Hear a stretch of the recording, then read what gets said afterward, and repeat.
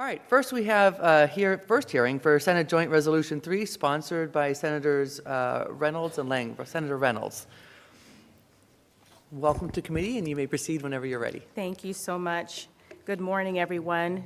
Chairwoman Rogner, Vice Chair Gavarone, and Ranking Member Blackshear Jr., and members of the General Government Committee.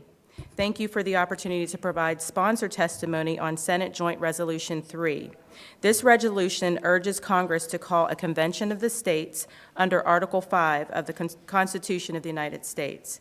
The root frustration felt by citizens across America is that our federal government does whatever it wants, and there is nothing ordinary citizens can do about it.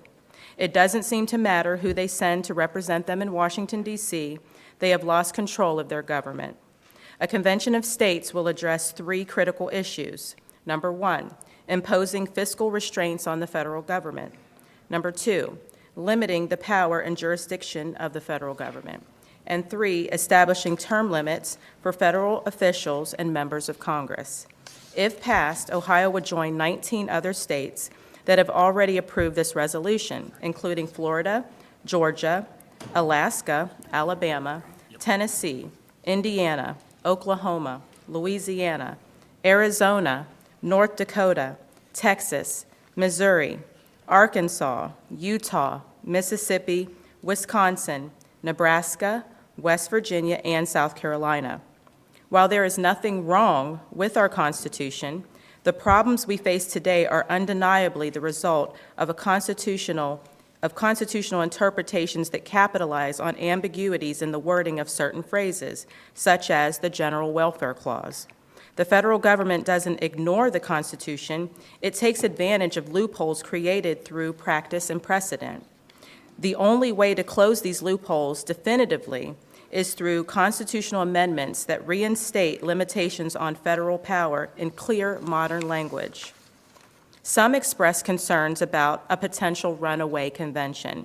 However, the process contains numerous redundant protections, such as the scope of authority is defined by the 34 applications that trigger the convention. Number two, state legislatures can recall delegates who exceed their authority. And number three, any proposals would require ratification by 38 states. This systemic problem requires a systemic solution. The founders anticipated federal overreach and gave states a constitutional tool to address it.